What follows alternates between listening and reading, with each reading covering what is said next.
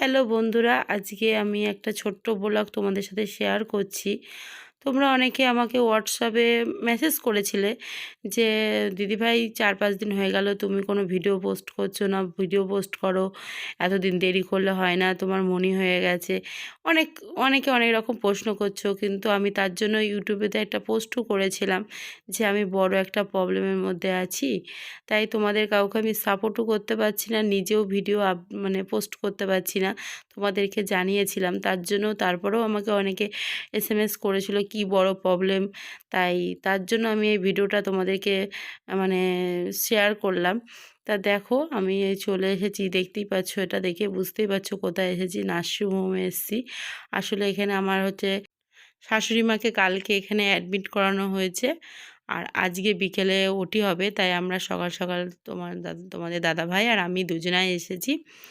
আর তোমরা অনেকেই জানো ফ্রেন্ড, আবার অনেকেই জানো না। আসলে কি বলো তো, আমার শাশুড়ি মাকে নিয়ে আমরা খুব মানে বিপদের মধ্যে আছি। ওনার শরীরে আসলে অনেক প্রবলেম, তো মানে সুগার, হাই প্রেশার, তারপরে উনি হার্টের পেশেন্ট। তাই ডক্টরবাবু তো কিছুতেই ওটি করবে না, আর ওটি না করলেও মানে হতো না। ওনার হচ্ছে স্টোন হয়েছে, স্টোনের যন্ত্রণা শুরু হয়ে গেছে। তা উনি হচ্ছে এমার্জেন্সিও হয়ে গেছিলো। এবার আমাদের ওর জন্য খুবই দৌড়দৌড়ি করতে হয়েছে, মানে ডক্টরবাবু বলছিল এখন ওটি করানো যাবে না। তা যাই হোক, অনেক বলে কয়ে ডাক্তারের ট্রিটমেন্টে ওনাকে হচ্ছে আজকে বিকেলে বললো ওটি করানো হবে। তাই এই জন্য তোমার দাদাভাই ভেতরে গেছে, অনেক কী সব অনেক কাগজপত্র সাইন টাইন করানো আছে, সেগুলো করছে। তা আমি বাইরে একটু দাঁড়িয়ে আছি। তারপরে দেখো, আর এখানে নিয়ম আছে অনেক, এক এক করে ছাড়া যেতে তো দেয় না ভেতরে। তা তোমাদের দাদাভাই নিচেই আছে, আমি আবার আসলাম। ও ফ্রেন্ড, এ দেখো, এটা আমার শাশুড়ি। আমার শাশুড়ি আজকে অপারেশন হবে, ওটি হবে। তোমরা সবাই প্রে করো আমার শাশুড়ি যেন ভালোভাবে সুস্থভাবে যেন ওটি হয়ে যায়। খুবই টেনশন করছে, আর তোমাদেরকে আগেও বলেছি আমার শাশুড়ি খুবই অসুস্থ, ওনার অনেক কিছু প্রবলেম আছে। তা তোমরা সবাই ভগবানের কাছে আশীর্বাদ করো, অনেক অনেক প্রে করো যেন আমার শাশুড়ি ভালো হয়ে যেন বাড়ি নিয়ে যেতে পারি, যেন সুস্থভাবে ওটি হয়। আজকেই ওটি হবে, এই বিকেলে 1টার পরে মনে হয় ওটিটা হবে, ঠিক বলতে পারছি না এখন। তাই দেখো আমার শাশুড়ি খুব চিন্তা করছে। দেখো,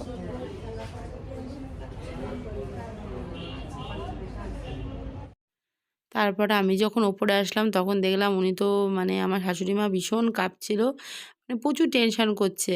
তবে ওখানে নার্সরাও বলল যে উনি কিন্তু প্রচুর টেনশন করে রাতে ওনার প্রেশার খুবই বেড়ে গেছিলো। তা আমি অনেক করে বোঝাচ্ছিলাম, কিন্তু আসলে টেনশন সবারই হয়, একটু ভয় সবারই লাগে, কিন্তু তবুও তো কিছু করার নেই, রোগ হলে তো চিকিৎসা তার করতেই হবে, তাই না?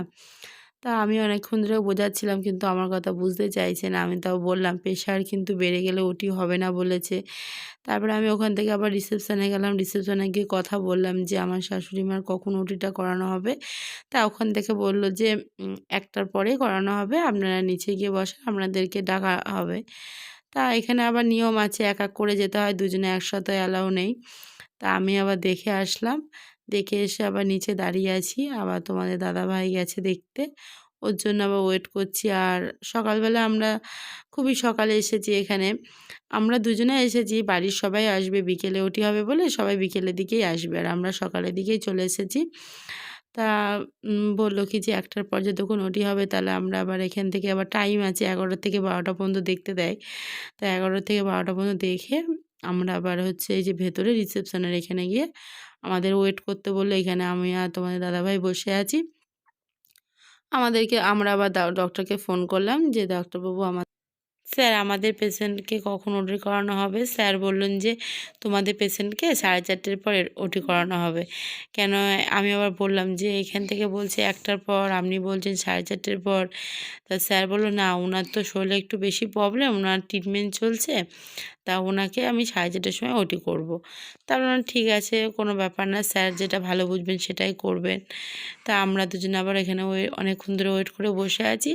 আবার হঠাৎ করে তোমার দাদাভাইয়ের ফোনে ফোন আসলো যে আপনারা শিগগিরই ওপরে আসেন, আপনাদের পেশেন্টকে এক্ষুনি ওটিতে নিয়ে যাওয়া হবে। তা আমি আর তোমার দাদাভাই আবার হুটোপাটা করে উপরে গেলাম। ওপরে গেছিলাম তো আমার শাশুড়ি মা খুবই কান্না করছিল, ভীষণ কাঁদছিল। তা ওনাকে আবার বোঝালাম। তা তা যাই হোক তারপর আবার ওনাকে ওটিতে নিয়ে গেল। আর আমি আর তোমার দাদাভাই আবার এই নিচে আসলাম, নিচে এসে আবার রিসেপশান এখানে বসে আছি। তোমার দাদাভাই তো খুবই টেনশন করছে, আমিও খুব টেনশন করছিলাম। আসলে উনি তো হার্টের পেশেন্ট, এবার ওনাকে অজ্ঞান করে ওটিটা করানো হচ্ছে, কি হয় না হয় খুবই টেনশনের মধ্যে ছিলাম। তারপরে দেখো ওনার ওটিটা হয়ে গেছে, ওনার ওটি সাকসেসও হয়েছে। আমরা তো খুবই টেনশনের মধ্যে থেকে মানে একটা টেনশন থেকে মুক্ত হলাম। তারপর দেখো আমরা ওপরে চলে এসেছি, আর দেখতেই পাচ্ছ এখানে সবাই এসেছে আমার শাশুড়ি মাকে দেখতে। এখন ওটির থেকে বের করানো হবে, তাই আমরা ওয়েট করছি। আর দেখো অবশেষে এই যে ওটির থেকে এবার আমার শাশুড়ি মাকে বের করছে। তাই এখানে ভিডিওটা বেশিক্ষণ করতে পারিনি, কারণ হচ্ছে এখানে ভিডিও করা বানা ছিল, তবু আমি একটুখানি ছোট্ট করে ভিডিও করলাম।